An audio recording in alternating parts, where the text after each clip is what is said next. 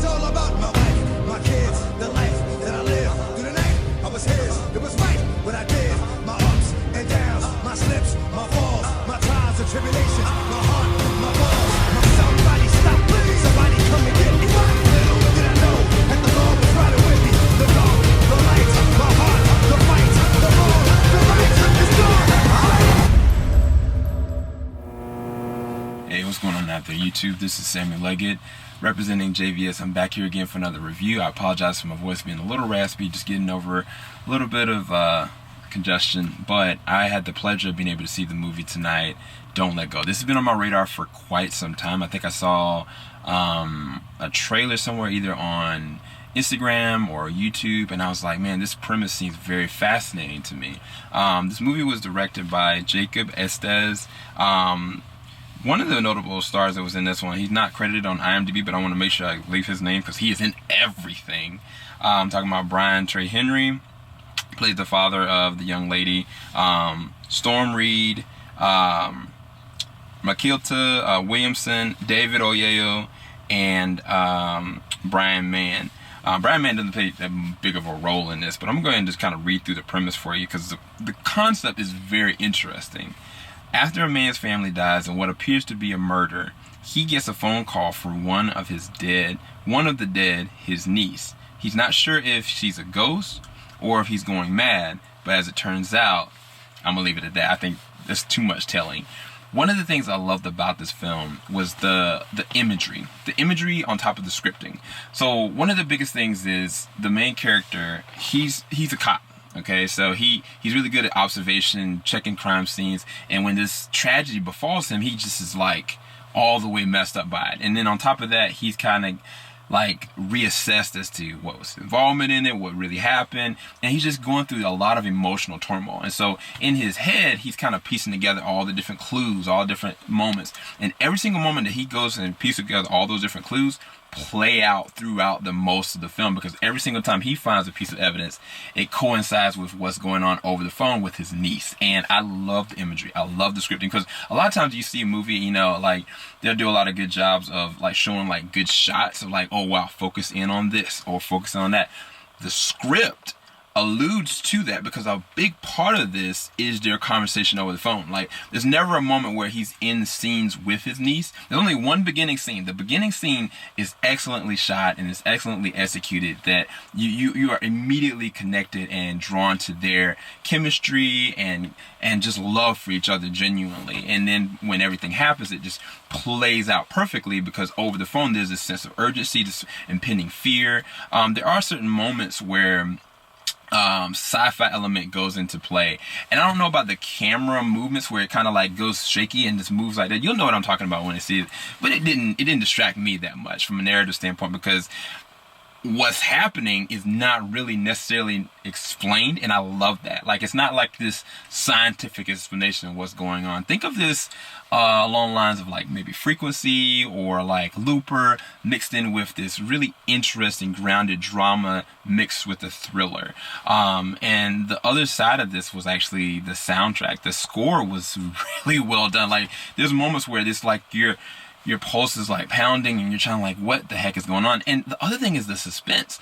The suspense is so good in this, because every single time something happens, you're like, oh, wait, no, don't do that, because you know what's happening. You know what the finish line is. You're just trying to avoid the hurdles getting back from a finish line. And not just that, you don't even know whether or not anything can actually really be changed. And I think that's the beauty of everything that kind of goes on, because when a moment that happens is really sci-fi, you're gonna know exactly. All I can say is X, and you're gonna be like, what the heck is going on? The other thing is, oh my gosh, bro, the performances.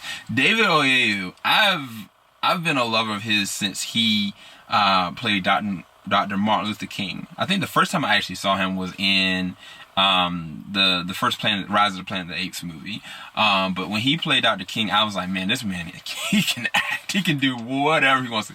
And like in this one, like his American accent and just his I want to say his PTSD/trauma and dread of what happened to his family, and then the prospect of what's really happening whether or not he is psychologically losing it or whether this is actually real, it doesn't change the fact of what's happening on the inside of like through his performance. The other one is Storm Reid as Ashley. Storm Reid nails this character. She does so good. I've not seen the movie that everybody was kind of criticizing her for. I don't think necessarily criticized for her per se. I think it was A Wrinkle in Time. I never got to see that. I did see her in Slight. She did a really good job in Slight. I have not seen her in Euphoria. But one of the biggest things about this is everybody needed to be focused and fixated on what was happening with her. Like, simultaneously, there's certain scenes that happen in different segments of time, and if you're not paying attention to it, you're gonna miss it, and you're gonna lose the enjoyment factor. Because this movie, one of the other things, I know that I said that the script is really good, but it is very good, because a lot of the things that are being said and talked about in dialogue are displacements in time, and it works in tandem with the camera angles, the imagery, and just how serious things happen. Like, the other thing about this is very rated R. Like, there's not any nudity, and it's not a lot of language, but the violence is really harsh. So definitely, if you're going, make sure you don't have like anybody under 15. Make sure you go with them. Check over the movie first ahead of time, because it's very violent. It's very rough. A lot of scenes are very hard. Like, probably the opening, I want to say first 15, 20 minutes, I kind of caught myself like, man, don't get emotional. But it's hard not to, because again, with the scripting of this, you're on the edge of your seats trying to figure out, is this something that can change? Is this something that we miss? Is this something like, whoa, how do we piece these two things? How does this even end? The other thing about this is that as a movie fan, as a fan of film, I'm not going to say this is the best acted movie in the world. I'm not going to say this is the best, thing since like Looper. I'm not going to say that.